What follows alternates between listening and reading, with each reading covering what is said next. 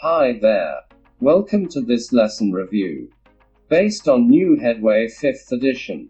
Lesson 2 Upper Intermediate. Present perfect simple and continuous. Present result. Indefinite past. Hot verbs, make, do. Spoken English. Fillers. The present perfect relates past action to the present, whereas the past simple refers to a time or action in the past. Compare. I lived in Korea, but not anymore. I've lived in Korea, Italy, and France. I know all these countries now. I've been living in France for 5 years. And I'm living there now. Present perfect simple and continuous. Unfinished past. The action began in the past and continues to the present. It may go on into the future as well. I've been a designer for 2 years. And I am now. I've been working for the same company all the time. And I still am. Sometimes there is little difference between the simple and continuous.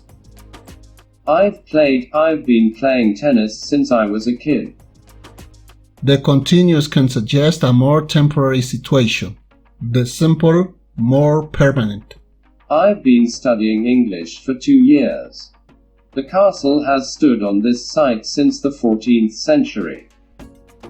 Certain verbs suggest duration and are often found in the continuous. Examples: wait, rain, snow, learn, sit, lie, play, stay. I've been waiting for you for ages. State verbs are rarely in the continuous. I've known John for years. Not I've been knowing. That's incorrect. Present results. The action happened in the past and the results are felt now. We often use the continuous when there is evidence of the past action. You look hot. Have you been running?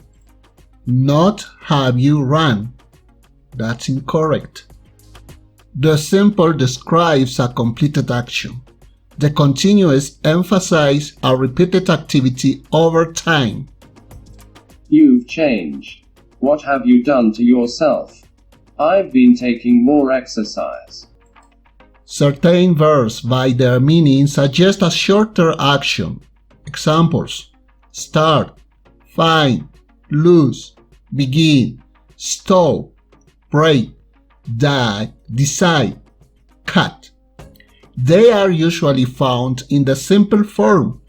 In the continuous, they suggest a repeated activity. I've cut my finger. I've been cutting wood. The use of the simple form suggests a complete action. The continuous suggests the action is possible and complete.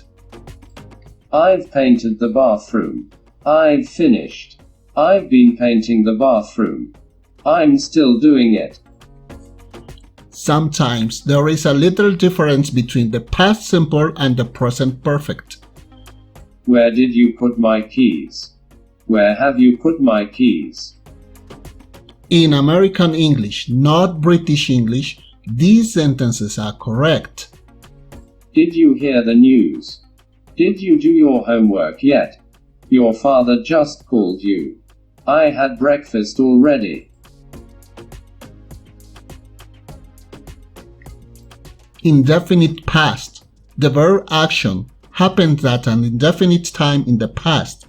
The actual time is not important, the experience is.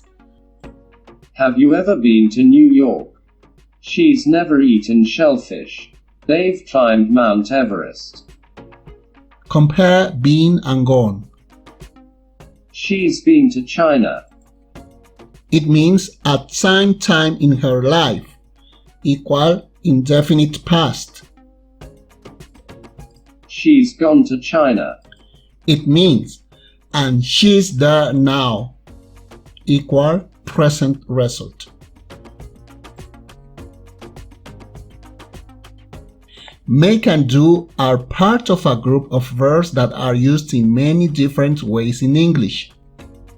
Other verbs in this group include get, go, take, have, give, set, and put. These verbs have very little meaning in themselves. The real meaning is given in the words that follow the verbs. You sometimes hear the term empty verbs. They are also called hot verbs. Make and do are used with different expressions. There are no real rules for this, but here are few general uses. We use make when talking about producing, creating, performing something new. Make a dress, a difference, a phone call. Producing an action or reaction. Make someone smile, something easy. Plans and decisions.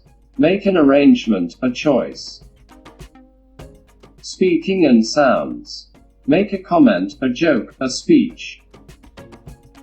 Food and drink. Make dinner, a coffee, a cake. Do. We use do when talking about an activity that isn't specified, often with what, think, anything, nothing, etc. What are you doing? I've got so many things to do today. Work or a job task when no subject is produced. What job would you like to do? Have you done the washing up? Here we are talking about do as a normal verb, but remember, it is also used as an auxiliary verb for making questions in the present tense. Phrasal verbs. This consists of a verb plus particles. Example, in, on, up, away, with, etc. The choice of particles can give the verb a meaning. Make up equal invent. Make up for equal compensate for. There are numbers of common phrasal verbs with make and do. Make something up. Make up for something. Make off with something. Make something of somebody. Do away with something.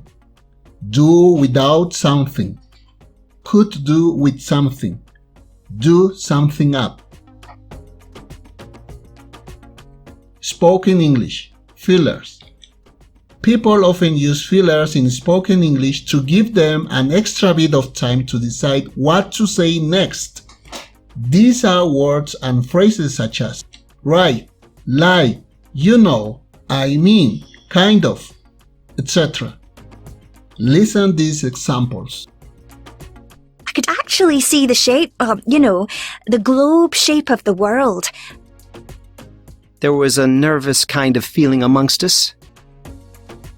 So on the day we went, I was wearing only a summer dress and sandals.